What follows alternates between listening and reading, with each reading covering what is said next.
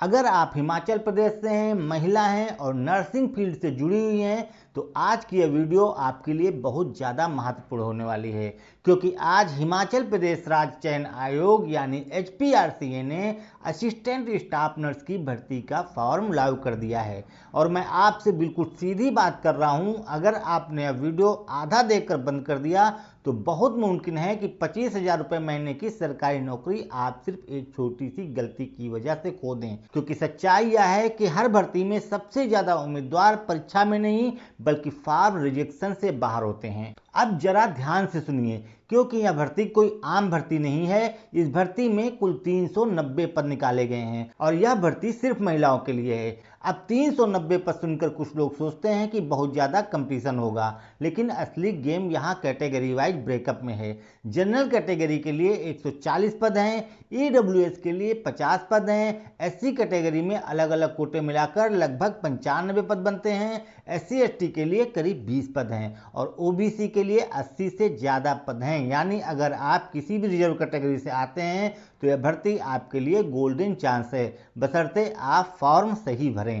अब आते हैं एलिजिबिलिटी पर, क्योंकि यहीं से आधे लोग बाहर हो जाते हैं। इस भर्ती के लिए आपके पास किसी मान्यता प्राप्त यूनिवर्सिटी, कॉलेज या संस्थान से कम 50% अंकों के साथ BSc नर्सिंग की डिग्री होनी चाहिए या फिर 50% अंकों के साथ GNM यानी A ग्रेड नर्सिंग डिप्लोमा होना चाहिए। लेकिन ध्यान रखिए, सिर्फ डिग्री होना काफ़ी नहीं है। सबसे जरूरी शर्त यह है कि आप हिमाचल प्रदेश नर्सिंग काउंसिल में रजिस्टर्ड हो। अगर आपका रजिस्ट्रेशन नंबर गलत है, एक्सपायर हो चुका है या आपने सर्टिफिकेट अपलोड नहीं किया है तो आपका फॉर्म बिना किसी नोटिस के सीधे रिजेक्ट कर दिया जाएगा और बाद में आप चाहे जितनी मेल कर लें, कुछ नहीं होने वाला।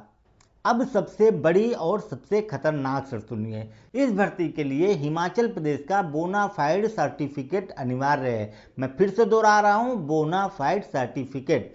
आधार card, voter ID, ration card और ड्राइविंग लाइसेंस बोनाफाइड का विकल्प बिल्कुल नहीं होते। हर साल सैकड़ों फॉर्म सिर्फ इसी वजह से रिजेक्ट हो जाते हैं, क्योंकि कैंडिडेट सोचते हैं कि कोई भी एड्रेस प्रूफ चल जाएगा, जबकि ऐसा बिल्कुल नहीं होता। अगर आप हिमाचल प्रदेश की स्थायी निवासी नहीं हैं तो इस फॉर्म को भरने का कोई फायदा नहीं है। अब हम बात कर लेते हैं एज लिमिट की। इस वैकेंसी में कैंडिडेट की मिनिमम एज 21 साल रखी गई है और मैक्सिमम एज 45 साल रखी गई है। अच्छी बात यह है कि हिमाचल प्रदेश के SC ST OBC दिव्यांग उम्मीदवारों और सरकारी कर्मचारियों को अधिकतम उम्र सीमा में 5 साल की छूट दी गई है। यानी बहुत सारे कैंडिडेट जो खुद को ओवर एज समझ रहे थे अब सेफ जोन में हैं। अब फीस और सैलरी की बात कर लेते हैं, क्योंकि यहाँ भी लोग बहुत कंफ्यूज रहते हैं।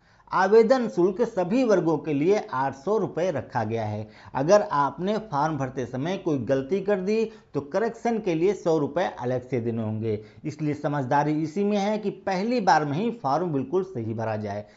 सैलरी की बात की जाए तो सिलेक्टेड कैंडिडेट को 5 साल की अवधि तक 25,000 रुपये प्रति माह वेतन मिलेगा। कुछ लोग कहेंगे कि सैलरी कम है, लेकिन अगर आप नर्सिंग फील्ड की रियलिटी जानती हैं तो आप समझेंगी कि सरकारी नौकरी की सिक्योरिटी, रिस्पेक्ट और फ्यूचर बेनिफिट्स प्राइवेट जॉब से कहीं ज़्यादा होते हैं।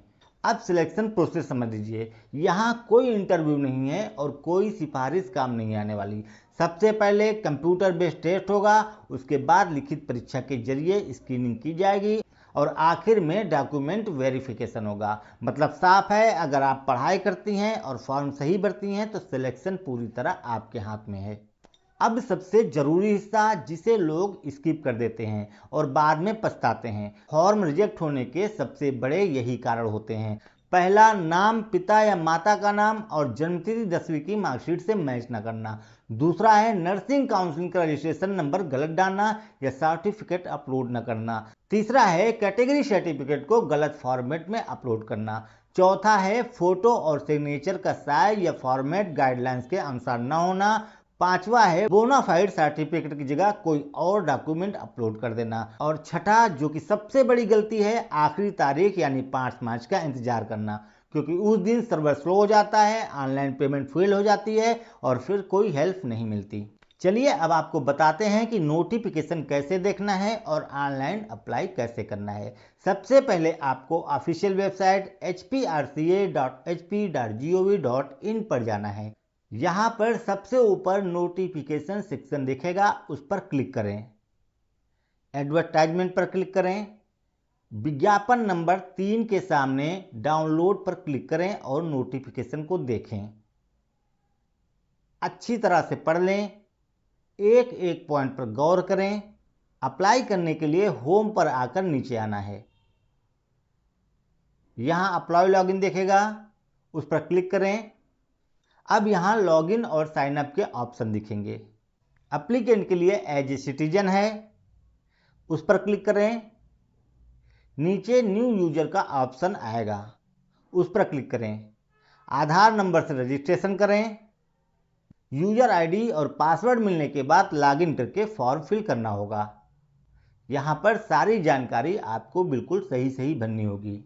अगर आप नर्सिंग प्रोफेशन से हैं तो आप जानती हैं कि प्राइवेट हॉस्पिटल में नाइट ड्यूटी, कम सैलरी और जॉब इनसिक्योरिटी क्या होती है। यही वजह है कि यह भर्ती सिर्फ एक फॉर्म नहीं है, बल्कि स्टेबल फ्यूचर का मौका है।